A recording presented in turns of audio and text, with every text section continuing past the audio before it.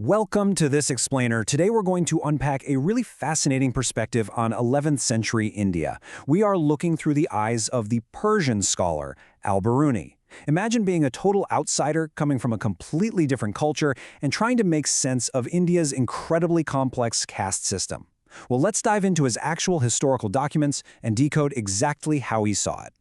So the biggest question we have to ask ourselves right off the bat is this. How does an outsider actually view a social hierarchy that rigid? When you're born into a system, your view is obviously shaped by it.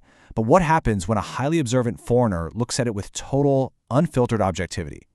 Let's find out. Here is our roadmap for today. We'll start with Al-Biruni's India, then look at the origins of the Varna system, explore the anti-Aja and untouchable classes, compare it all with Persian society, and finally get into his sharp critiques of impurity. Okay, Section 1. Let's set the scene and explore Al-Biruni's India. Al-Biruni arrived in India around 1017 AD, right during the political turbulence of Mahmud of Ghazni's era. But despite all the chaos, the guy was driven by this intense scientific curiosity. And that curiosity gave us Kitab al-Hind.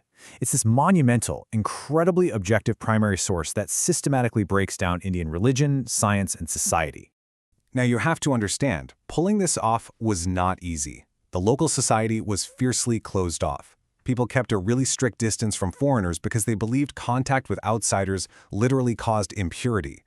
So the fact that he managed to learn Sanskrit from local scholars and study them so intimately, it's honestly mind-blowing. Moving on to Section 2, let's break down the origins of the Varna system. He identified the Varna system as the absolute most rigid feature of Hindu society. Using ancient texts like the Purusha Sukta, he documented how society was imagined as a single physical body, specifically Brahma's body. You have the Brahmins at the head, Kshatriyas as the shoulders and hands, Vaishyas as the thighs, all the way down to the Shudras as the feet. And since the head is the highest point, Brahmins were considered the most superior. It is so fascinating to see his actual documentation of this. He meticulously logged this anatomical hierarchy to explain to the rest of the world why these social boundaries were so unbreakable. I mean, he even noted that these four Varnas were strictly forbidden from eating together. But here's where he gets really sharp. He wasn't just reading old books, he was observing 11th century reality. He noticed that, in practice, the boundaries between the Vaishyas and Shudras were actually super blurred. They lived together in the same towns and villages. He perfectly captured the disconnect between rigid ancient theories and actual everyday social life. Let's jump to Section 3 and look at the margins of society, the anti-Aja and untouchables.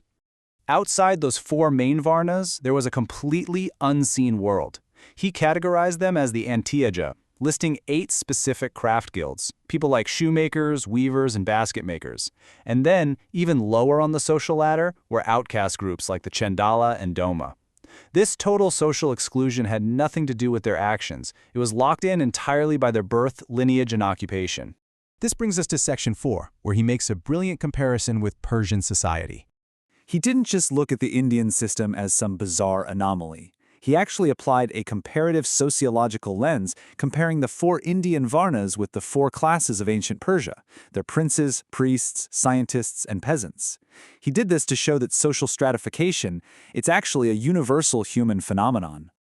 Looking at his original text here, the crucial takeaway is that he wasn't there to judge India. He was contextualizing it. He was trying to build a bridge so his readers back home could understand a deeply unfamiliar system by comparing it to their own history. Though, to be fair, he did explicitly contrast these rigid historical hierarchies with his own Islamic background.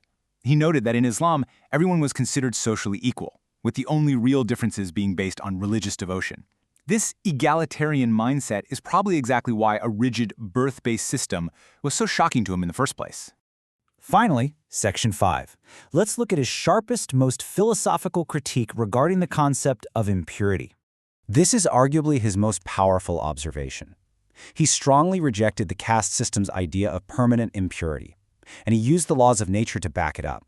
He basically said, look, in nature, everything strives to return to a pure state. The sun purifies the air, salt cleanses the sea, so the idea that a human being could be permanently, inherently impure from birth, to him, that literally defied the laws of nature. He was a neutral observer for sure, but he didn't gloss over the injustices. He called out the total lack of social mobility, and as a scientist, his biggest fear was that this intense closed-mindedness, this refusal to mix with others or share knowledge, was causing a serious stagnation in Indian intellectual growth at the time. By breaking through massive barriers of language and suspicion, Al-Biruni basically held up a mirror to 11th century India. From the rigid Varnas to the plight of marginalized groups, he documented it all. And it leaves us with a really compelling question to ponder. Can viewing our own historical blind spots through the completely impartial lens of an outsider actually change how we understand our past? Thanks so much for hanging out with me for this explainer. I hope you found it as fascinating as I did.